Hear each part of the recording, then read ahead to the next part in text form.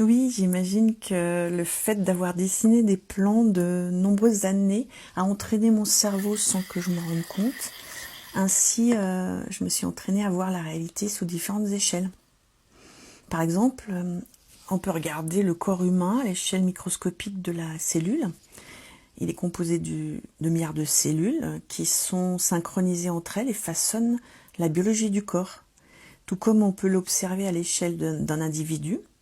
Avec un corps entier, on peut considérer alors la réalité de l'individu à l'échelle de sa vie sur Terre. Son environnement, ses activités, son conditionnement de personnage. Tout comme si on considère le même individu à l'échelle de sa lignée familiale, sur plusieurs siècles, il devient un maillon transgénérationnel qui s'inscrit dans un programme d'évolution bien plus large, qu'on pourrait appeler le soi, le subconscient. Alors moi, je me suis rendu compte de ça quand je dessinais des plans d'architecture.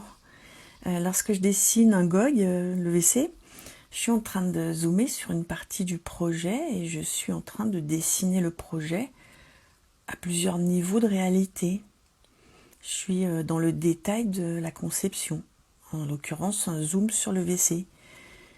La conception du projet se dessine ici et maintenant.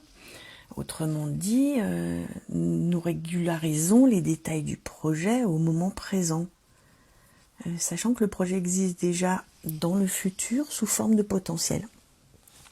C'est-à-dire que le permis de construire est déjà déposé en mairie. Oui, cela est de la physique quantique en fait. Philippe Guillemot parle d'un éternel moment présent.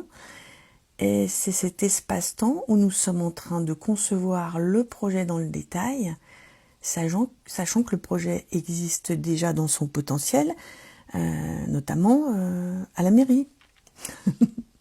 Oui, je me suis demandé longtemps comment mon cerveau pouvait avoir cette facilité à projeter, à visualiser et à créer ma réalité à une échelle bien plus vaste.